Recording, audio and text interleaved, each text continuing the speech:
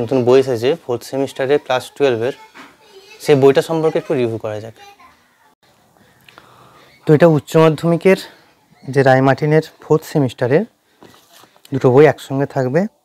So এটা মানে এরই একটা শর্ট ফর্ম আর কি, মানে মোস্ট ইম্পর্টেন্ট যে প্রশ্নগুলো তার অ্যান্সার এখানে দেওয়া আছে। রায়মার্টিন ভূগোল 4th সেমিস্টার, যুধিষ্ঠির হাজরা এবং গোপালচন্দ্র বণিকের লেখা।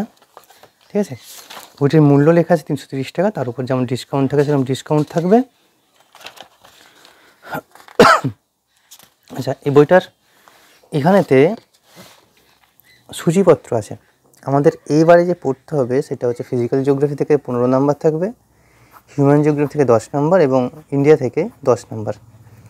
এখানে যে সমস্ত বিষয়গুলো আছে সেখানেতে ধরে নাও প্রথমে আসছে জিওটেকটনিকের, সমুদ্রবক্ষের বিস্তৃতি বা সিফ্লো স্পেন্ডিং আছে, তার সম্পর্কে যাবতীয় এখানেতে উদ্ভাবক, মূল তত্ত্ব কী, তার প্রমাণগুলি সেভাবে করা আছে। তারপরে আসছে প্লেট টেকটনিক থিওরি, বিভিন্ন ধরন, কোথায় কি প্লেট আছে, ঠিক আছে। তারপরে এই প্লেটগুলোর চলনের কারণ কি, তাদের কত রকমের প্লেট বাউন্ডারি বা সীমানা আছে এবং তাদের ফলে গঠিত ভূমিরূপগুলি,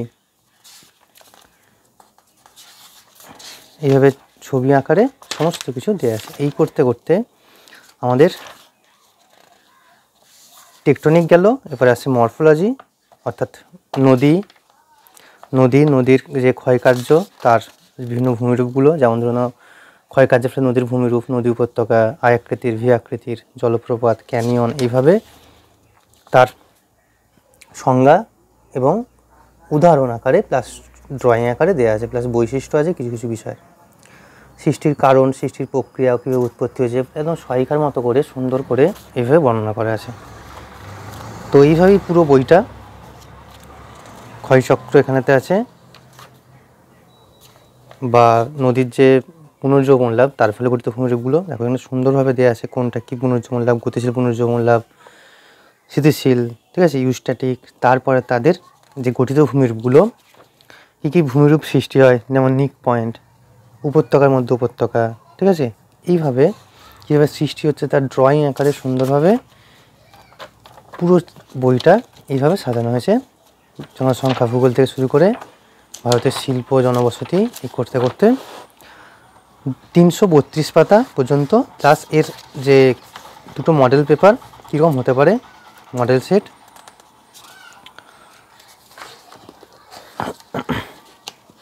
তো এইটা গেল মেন যে বইটা। এরপরেতে যারা পড়াশুনো খুব কম করতে ইচ্ছুক তাদের জন্য এটি ক্যাপসুল, মানে ওষুধ আর কি। যেমন ধরুন টেকটনিকের সমুদ্রবক্ষের বিস্তৃতির প্রমাণ, মেন যে ইম্পর্টেন্ট কোশ্চেনটা, তার শর্টে অ্যান্সারগুলো দেওয়া আছে। বা বিভিন্ন পাত সীমানা বা সমুদ্রবক্ষের বিস্তৃতির সংক্ষেপে লেখো, ত্রিপাত সীমানা কী, অর্থাৎ 5, 3, 2 এর যে মেন ইম্পর্টেন্ট মানে পয়েন্ট, যে সমস্ত কোশ্চেনগুলো আছে তাদের অ্যান্সার দেওয়া আছে। এই করে প্রত্যেকটা চ্যাপ্টার জিস্ট যে ছোটো ছোটো আকারে দেওয়া আছে। এটা গেল টেকটনিকের পার্ট, এখান থেকে একটুখানি আছে জিওমরফোলজির পার্ট। এইভাবে আমাদের এটা সাজানো হয়েছে, এটা এর সঙ্গে ফ্রি। তো বইটি সম্বন্ধে যদি কিছু প্রশ্ন থাকে অবশ্যই কমেন্ট করে জানাবেন।